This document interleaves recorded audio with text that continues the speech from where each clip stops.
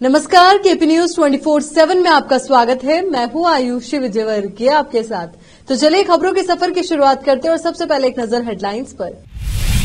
बीदर के पुराने शहर के बाहरी क्षेत्र शाहगंज में स्थित क्रांति गणेश मंदिर परिसर में निर्माण कार्य को लेकर मची हलचल। बीदर शहर की रानी कॉलोनी में मुहर्रम की तैयारियां शुरू। सीएम सिद्धरामैया का कहना है कि चूड़ी पर प्रतिबंध केंद्र सरकार के दिशा निर्देशों के आधार पर। बेंगलुरु सुरंग सड़कें भीड़भाड़ कम करने का एक और समाधान जो वास्तविकता पर आधारित नहीं। गृह मंत्री परमेश्वर ने तुमकुर शहर का दौरा किया, स्मार्ट सिटी परियोजना कार्य की निगरानी। कांग्रेस नेता जयराम रमेश का बड़ा बयान, विपक्षी दलों की असली बैठक कल। एनसीपी में फिर पक रही कुछ खिचड़ी, शरद पवार से मिलने पहुंचे अजीत और उनके विधायक।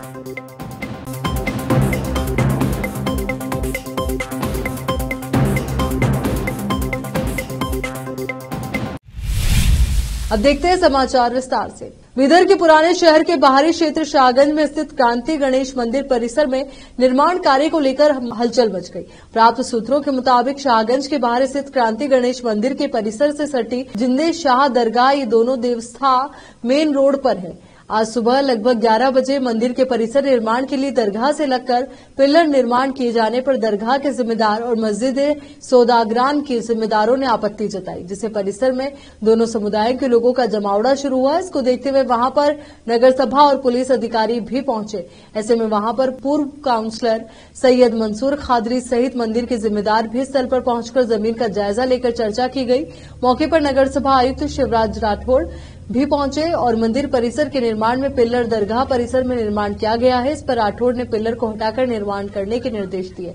सैयद मंसूर खादरी ने कहा कि मामला मात्र दरगाह की कुछ फीट जमीन पर निर्माण किए जाने का था, जिसे बातचीत कर हल किया गया है। नगर सभा आयुक्त शिवराज राठौड़ ने केपी न्यूज से फोन पर बात करते हुए स्पष्ट किया कि मंदिर परिसर में किए जा रहे निर्माण में दरगाह की भूमि के कुछ भाग पर निर्माण किया जा रहा था, जिससे मंदिर की जमीन के दायरे के भीतर निर्माण करने के लिए मंदिर के जिम्मेदारों को सूचित किया गया है। मौके पर पुलिस ने भी दोनों पक्षों को समझाकर अपने अपने परिसर का ध्यान रखने को कहा। मामला शांतिपूर्वक हल किया गया और पुलिसकर्मी को तैनात किया गया है। कैमरामैन कृष्णा की कवरेज। इस साल 20 जुलाई से शुरू होने वाली मुहर्रम की तैयारियां बीदर शहर की ईरानी कॉलोनी में जोरों शोरों पर है। हर साल की तरह मुहर्रम के लिए शिया समुदाय में तैयारियां चल रही है। ईरानी कॉलोनी में मातम के लिए व्यवस्था और साथ ही मुहर्रम के लिए विशेष व्यवस्थाएं करने में लगे हैं। लोग साथ ही बच्चे भी इस माह के लिए तैयारियां करते नजर आए। विशेष संवाददाता की रिपोर्ट।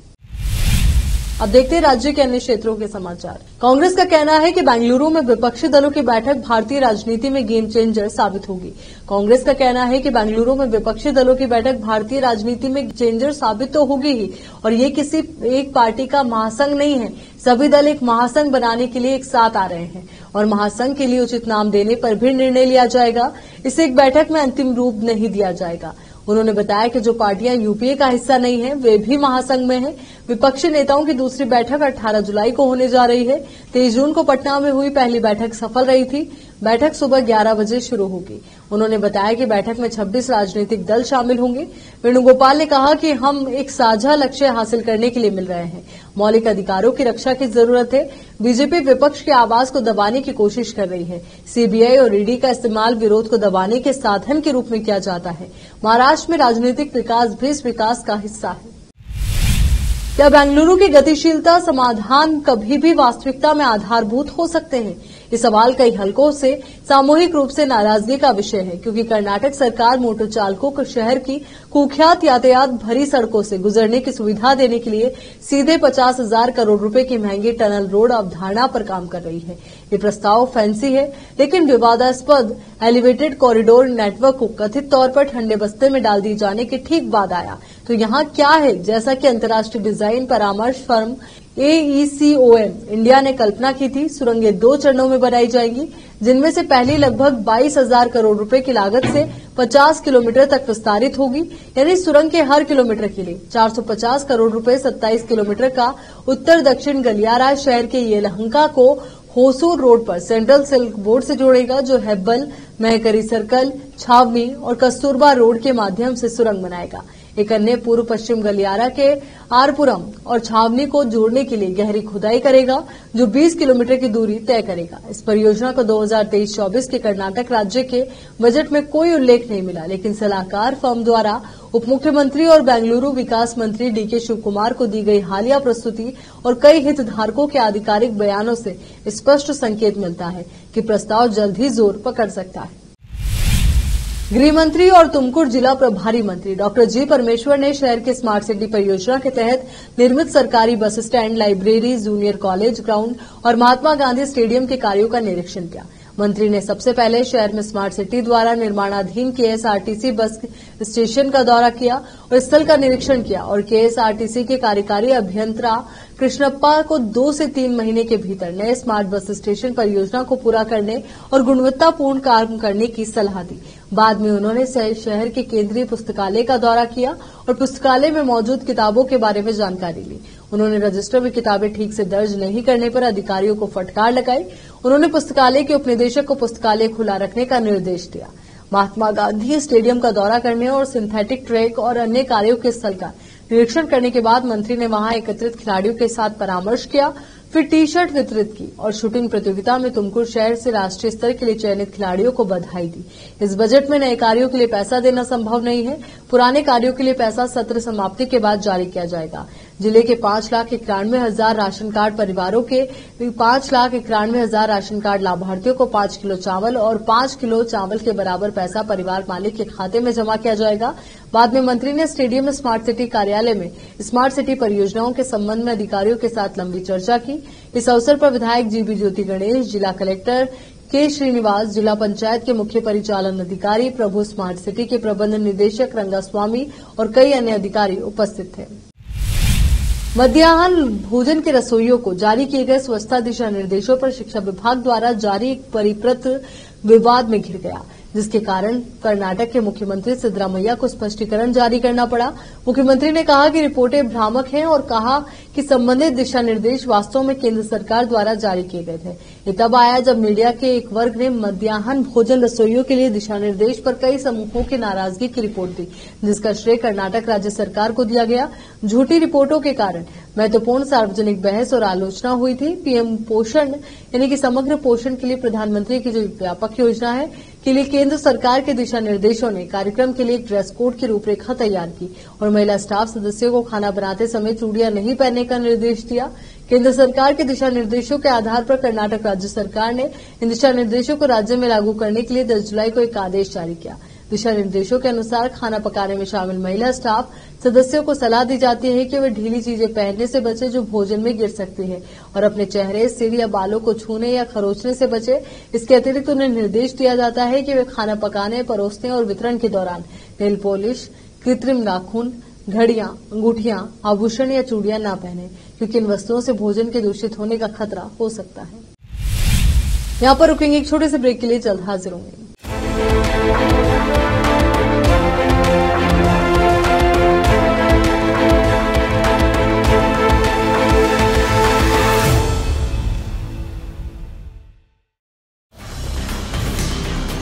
हिंदुस्तान के हर कोने में हम हैं मौजूद।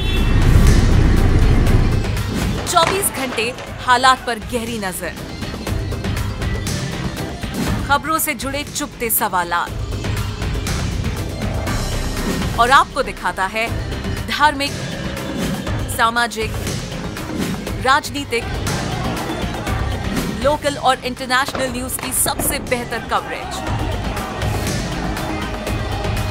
जो आपको रखती है हर पल बाखबर।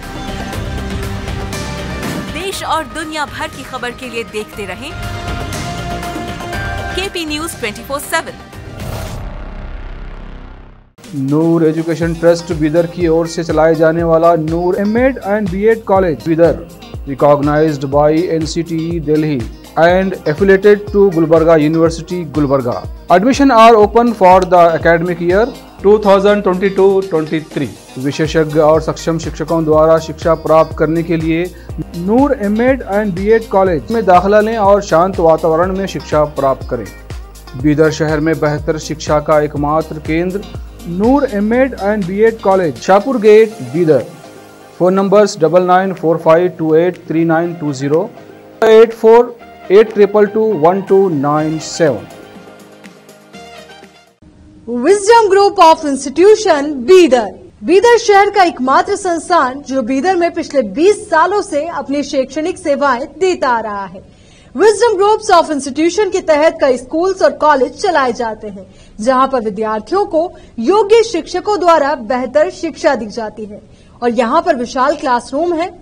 यहाँ पर गर्ल्स और बॉयज के लिए सेपरेट मॉडर्न हॉस्टल की सुविधा है और स्वादिष्ट और हेल्दी भोजन की सुविधा है। छात्रों को शांति के वातावरण में पढ़ने के लिए लाइब्रेरी भी उपलब्ध है और साथ ही बसेस की सुविधा भी उपलब्ध है। अपने शैक्षणिक गुणों के कारण विजडम ग्रुप्स ऑफ इंस्टीट्यूशन बहुत ही कम समय में ऊंचाइयों की ओर अग्रसर है। अपने बच्चों का भविष्य संवारना चाहते हैं तो विजडम ग्रुप ऑफ इंस्टीट्यूशन में शिक्षा दिलाएं, जहां पर पीयूसी के लिए एडमिशन ओपन हो चुके हैं।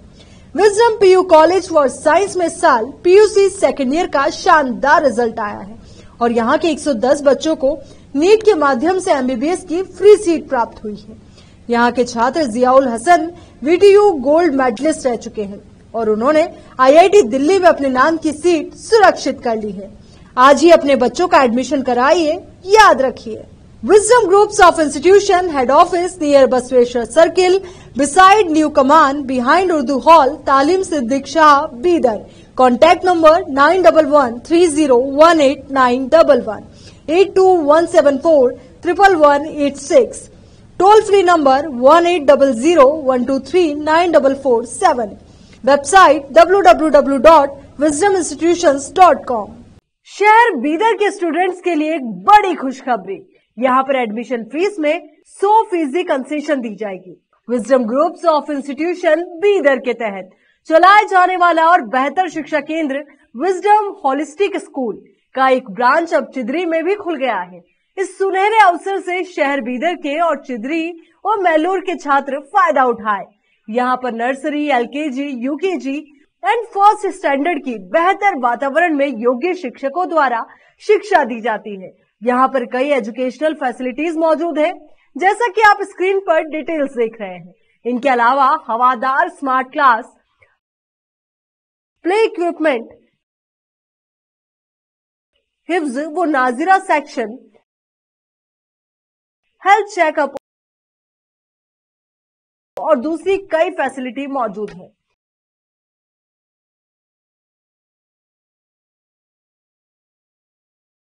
विजडम होलिस्टिक स्कूल की एक ब्रांच बीदर के फेमस इलाके चिदरी में खुल गई है, जहां पर एडमिशंस ओपन हो चुके हैं। अपने बच्चों की अच्छी शिक्षा के लिए आज ही विजडम होलिस्टिक स्कूल में admission दिलवाएं।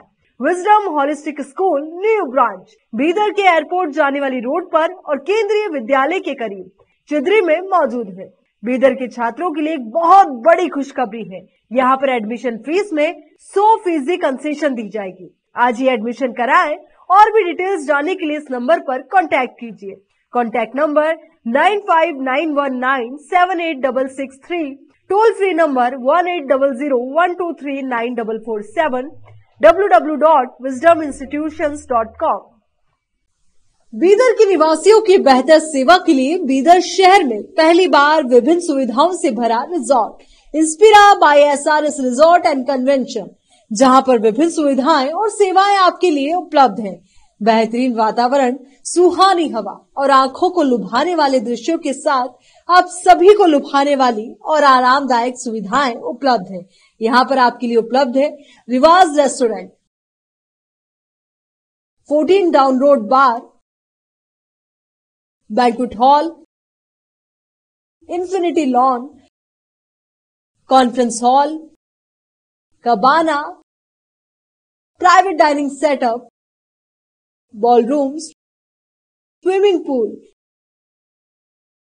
Candle light dinner, gym, coffee shop, executive deluxe room, executive twin room, suite room.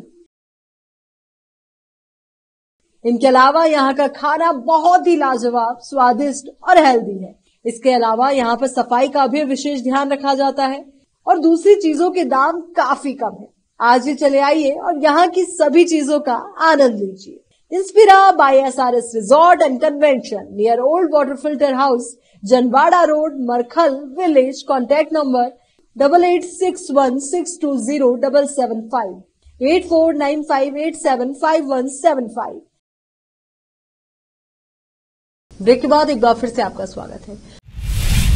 Lok Sabha चुनाव के मद्देनजर विपक्षी दलों की बेंगलुरु में होने वाली बैठक में कई बड़े नेता नहीं आने वाले हैं। इस मामले पर कांग्रेस पार्टी द्वारा बयान जारी किया गया। कांग्रेस पार्टी ने कहा कि 23 जून को पटना में आयोजित विपक्षी दलों की बैठक से पहले वो जीत के प्रति आश्वस्त थे, लेकिन हमारी एकजुटता के बाद वो भी मीटिंग करने पर मजबूर हो गए। ये हमारी जीत है। वहीं दूसरी बैठक का आयोजन 18 जुलाई की सुबह है। इस बैठक में 26 दल भाग लेंगे। इस मामले पर कांग्रेस पार्टी के वरिष्ठ नेता जयराम रमेश ने कहा कि ये कहा जा रहा है कि कुछ वरिष्ठ नेता आज नहीं आ रहे हैं। मैं इसका खंडन करना चाहता हूं। बैठक कल होने वाली है। आज सिर्फ सीएम का भोज है। असली मीटिंग कल 11 बजे से शुरू होगी। इस मामले पर बोलते हुए केसी वेणुगोपाल ने कहा कि मणिपुर 75 दिनों से जल रहा है, एक ठोस कदम नहीं लिया गया। पीएम चुप है, देश उनके जवाब का इंतजार कर रहा है। प्रधानमंत्री ने अब तक शांति की अपील नहीं की है। आम आदमी परेशान है। सरकार उनकी परेशानी को सुनने के लिए कुछ नहीं कर रही। हम सत्ता हासिल करने नहीं बल्कि जनता की आवाज उठाने, लोकतंत्र को बचाने के लिए एकजुट हुए हैं। 26 दल एक साथ मिलकर आगे बढ़ेंगे। हम आम जनता की समस्या का समाधान करेंगे और इस तानाशाही सरकार का एकजुट होकर विरोध करेंगे। संसद में हम सबकी भूमिका क्या होगी, उस पर चर्चा होगी। तमिलनाडु के एक मंत्री के घर पर प्रवर्तन निदेशालय यानी कि ईडी ने छापेमारी शुरू की है। इस मामले पर जयराम रमेश ने कहा कि विपक्ष की आवाज को दबाने के लिए एजेंसियों का इस्तेमाल हो रहा है। राहुल गांधी को संसद से बाहर करना महाराष्ट्र में जो हुआ वो इसकी मिसाल है। तमिलनाडु के एक मंत्री पर ईडी के खिलाफ छापेमारी हो रही है। हम लड़ते रहेंगे। ईडी और सीबीआई राज को खत्म करेंगे। पटना से बेंगलुरु में पार्टी की संख्या बढ़ी, अगली बैठक में और बढ़ेगी। हमारी एकता बनी रहेगी। जेडीएस व अन्य दलों को लेकर जयराम रमेश ने कहा कि भारतीय राजनीति में त्रिशंकु के लिए जगह नहीं है। उन्हें अपना स्टैंड साफ करना होगा। वो लोकतंत्र की रक्षा करने वालों के साथ है या फिर रोज लोकतंत्र का अपमान करने वालों के साथ है, ये उन्हें तय करना होगा। केसी वेणुगोपाल ने बैठक से पहले कहा कि भविष्य के मुद्दे क्या होंगे, इस पर कल चर्चा होगी। अगली 1-2 बैठक में सभी मुद्दों को सुलझा दिया जाएगा। आप चिंता मत करो, हम सब फैसला करेंगे। ये कांग्रेस का फैसला नहीं है, सभी को साथ लेकर फैसला लेना होगा। गठबंधन को लेकर समय लगेगा, जल्द ही इस पर चर्चा होगी। महाराष्ट्र में पिछले दिनों हुए सियासी उठापटक के बाद अब एक बार फिर हलचल तेज हो गई है। एनसीपी में 2 फाड़ होने के बाद अजीत पवार समेत 9 विधायकों ने शिंदे सरकार में मंत्री पद की शपथ ली, जिसके बाद ताकत का प्रदर्शन हुआ। दोनों गुट ने अपने पास ज्यादा विधायक होने का दावा किया। वहीं अब एक बार फिर से पार्टी में कुछ खिचड़ी पकती हुई दिख रही है। अजीत पवार गुट के विधायक शरद पवार से 2 बार मिलने पहुंच चुके हैं। जानकारी के अनुसार अजीत पवार सहित बाकी के मंत्री और विधायक शरद पवार से मिलने वाईबी सेंटर पहुंचे थे। इस मुलाकात के बाद प्रफुल्ल पटेल ने कहा कि अजीत पवार, सुनील तटकरे और मैंने वाईबी चौहान सेंटर में शरद पवार से मुलाकात की। हमने उनसे फिर से एनसीपी को एकजुट रखने का अनुरोध किया और उन्होंने हमारी बात सुनी, लेकिन इस पर कुछ नहीं कहा। वहीं इससे पहले रविवार को भी अजीत गुट के विधायक शरद पवार से मिलने वाईबी चौहान पहुंचे थे। इस मुलाकात के बाद भी कहा गया था कि शरद पवार ने सभी की बातों को सुना, लेकिन कोई प्रतिक्रिया नहीं दी। आज की बैठक में भी यही हुआ। प्रफुल्ल पटेल ने कहा कि शरद पवार ने हमारी बातों को सुना, लेकिन कोई प्रतिक्रिया नहीं दी। बता दें कि बेंगलुरु में होने वाली विपक्षी दलों की बैठक में शरद पवार हिस्सा लेने जाएंगे। इससे साफ हो रहा है कि शरद पवार बीजेपी के साथ जाने के मूड में नहीं है। पिछले कई दिनों से दिल्ली में बाढ़ की वजह से हाहाकार मचा हुआ है। बाढ़ की वजह से हजारों लोग परेशान हैं। इतनी भयानक बाढ़ की आशंका सरकार और आम आदमी किसी को भी नहीं थी। बाढ़ ने यमुना नदी के किनारे बसे हजारों लोगों सड़कों पर जीवन यापन करने को मजबूर कर दिया। पिछले कई दिनों से दिल्ली समेत उत्तर भारत में जमकर बारिश हुई, जिससे यमुना नदी का जलस्तर बढ़ गया। इसी वजह से दिल्ली के निचले इलाकों में बाढ़ जैसे हालात बन गए। हालांकि रविवार देर रात यमुना का जलस्तर खतरे के निशान से नीचे आ गया। जानकारी के अनुसार रात 11 बजे दिल्ली में यमुना का जलस्तर 205.5 मीटर दर्ज किया गया। वहीं इससे पहले रविवार को दिल्ली के मुख्यमंत्री अरविंद केजरीवाल ने बाढ़ प्रभावित लोगों को राहत देने का ऐलान किया। अरविंद केजरीवाल ने ट्वीट करते हुए कहा कि यमुना किनारे रहने वाले कई बेहद गरीब परिवारों का काफी नुकसान हुआ है। कुछ परिवारों का तो पूरे घर का सामान बह गया। सीएम ने ऐलान करते हुए कहा कि सरकार आर्थिक मदद के तौर पर हर बाढ़ पीड़ित परिवार को 10,000 रूपये प्रति परिवार देंगे। इसके साथ ही जिनके कागज जैसे आधार कार्ड आदि बह गए उनके लिए स्पेशल कैंप लगाए जाएंगे। वो इस बाढ़ में जिन बच्चों की ड्रेस और किताबें बह गई उन्हें स्कूलों की तरफ से दिलाए जाएंगे। बता दें कि दिल्ली में लगभग 5 दशकों बाद यमुना नदी का जलस्तर इतनी ऊंचाई तक पहुंचा है। भयानक बारिश और नदी के बढ़ते जलस्तर की वजह से दिल्ली के निचले इलाकों में बाढ़ आ गई, घरों में पानी घुस गया। इसके साथ जिन लोगों के यमुना के किनारे मकान और झोपड़ियां थी वो पूरी तरह से बर्बाद हो गए। इसके बाद तमाम लोग सड़कों पर बसे हुए हैं। सीमा हैदर ये उस पाकिस्तानी महिला का नाम है जो पिछले कुछ दिनों से सुर्खियों में बनी हुई है। दरअसल सचिन के प्यार में पड़कर सीमा हैदर पाकिस्तान से नेपाल होकर भारत में घुसी। सीमा और सचिन एक दूसरे के पबजी खेलने के दौरान संपर्क में आए थे। पाकिस्तान और अपने परिवार को छोड़कर सीमा सचिन के लिए भारत आ गई। सीमा के भारत आने के बाद कई सवाल खड़े हुए। प्रशासन को सीमा पर संदेह है कि सीमा का संबंध आईएसआई या पाकिस्तानी सेना के साथ है। इसी कड़ी में अब यूपी एटीएस ने भी जांच शुरू कर दी है। सीमा हैदर पाकिस्तान से दुबई और फिर नेपाल होते हुए बिना वीजा पासपोर्ट के भारत आई, इस बाबत जानकारी जुटाई जा रही है। साथ ही पूरी यात्रा के दौरान सीमा द्वारा इस्तेमाल किए गए फोन नंबर्स की भी जांच की जाएगी। सीमा के अलावा उसके परिजनों के पूरे प्रोफाइल की यूपी एटीएस जानकारी जुटाएगी। साथ ही सीमा किस रूट व रास्ते से होते हुए भारत आई, इस दौरान सीमा ने किन लोगों की मदद ली, इन सब सवालों के जवाब एटीएस जुटा रही है। बगैर किसी की जांच एजेंसी को मदद के वो भारत में कैसे आई, यही सवाल सीमा के खिलाफ शक पैदा कर रहा है।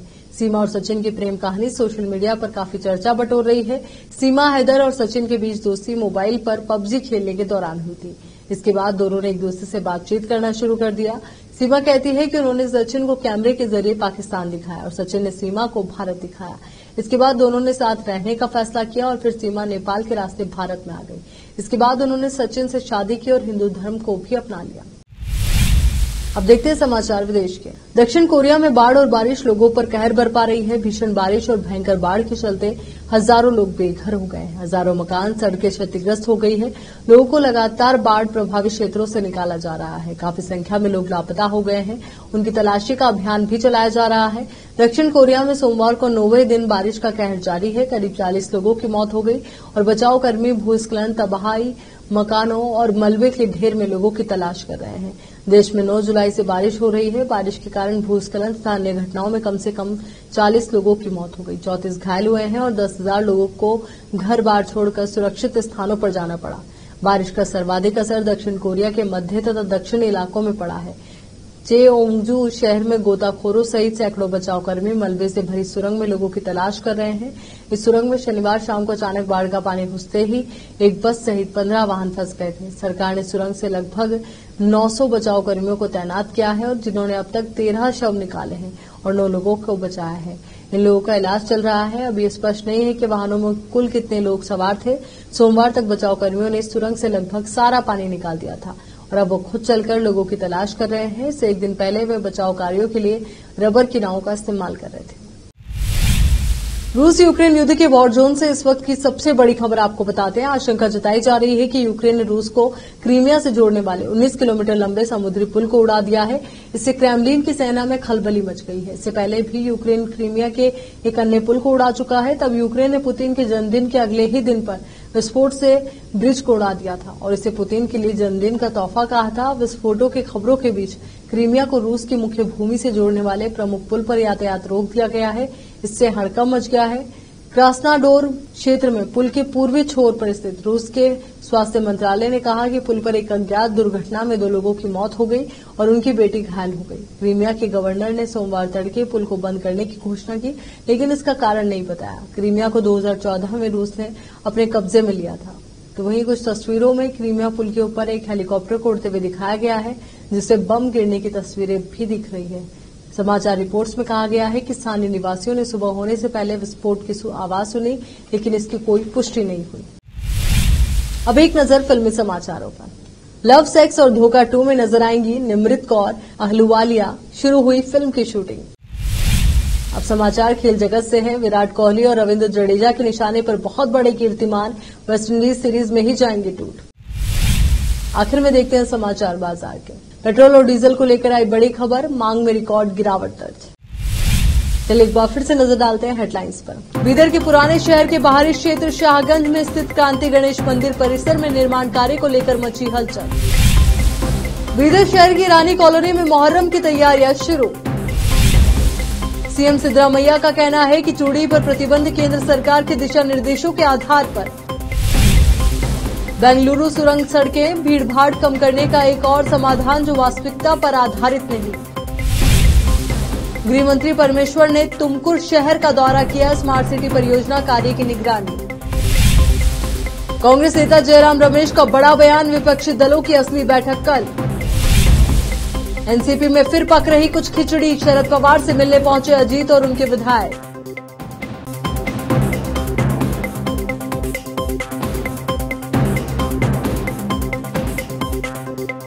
केपी न्यूज के इस बुलेटिन में फिलहाल के लिए इतना ही। देश और दुनिया से जुड़ी तमाम खबरों के लिए आप बने रहिए केपी न्यूज 24/7 के साथ। धन्यवाद।